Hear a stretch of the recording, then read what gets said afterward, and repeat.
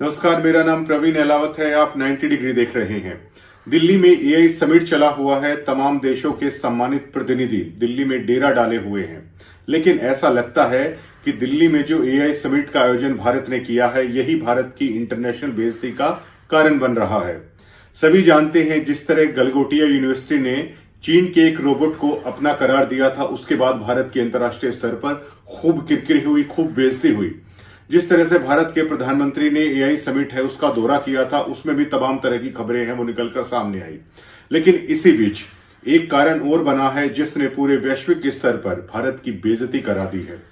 Britain के पूर्व प्रधानमंत्री ऋषि सुनक आज दिल्ली एआई समिट में भाग लेने के लिए आए हुए थे, लेकिन मौजूदा तय कार्यक्रम में वो समय से बाद में पहुंचे।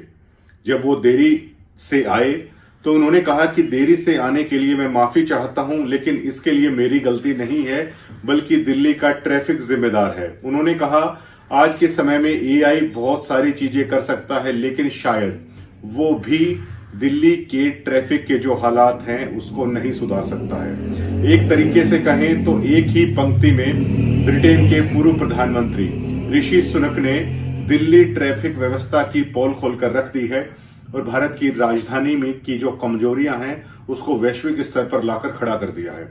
ऐसे में बड़ा सवाल ये खड़ा होता है कि जब भारत की राजधानी में इतने बड़े वैश्विक एआई समिट का आयोजन हो रहा है, तो क्या उसके लिए तैयारियां मुकम्मल नहीं की गई हैं?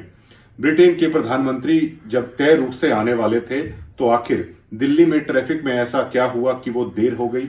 और जब उन्हें देरी हो गई तो इसी कारण इंटरनेशनल स्तर पर जो भारत की राजधानी है उसका नाम है फिर से चर्चा में आ गया। अब देखिए, लगातार केजरीवाल सरकार को भाजपा की तरफ से टारगेट किया जाता था कि दिल्ली में व्यवस्थाएं चरमरा गई हैं, चाहे यमुना का मुद्दा था, चाहे ट्रैफिक रूल्स का मुद्दा था, कई तरह की जो यातायात की व्यवस्था थी उसको लेकर भी लगातार अरविंद केजरीवाल को टारगेट पर बीजेपी रखती थी। अब जबकि केंद्र में भी बीजेपी है और दिल्ली में भी बीजेपी है, दिल्ली की मुख्यमंत्री रेखा गुप्ता भी लगातार सवालों के घेरे में रहती हैं।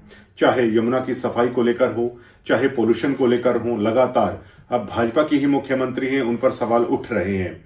अब सवाल ये भी उठ रहे हैं, जब ऊपर और नीचे दोनों तरफ बीजेपी ही सरकार में है, तो जो भारत की अंतर्राष्ट्रीय स्तर पर बेइज्जती हो रही है, क्या अब इसके लिए दिल्ली की पूर्ववर्ती सरकार जिम्मेदार है या अब बीजेपी इसके लिए जिम्मेदारी लेगी?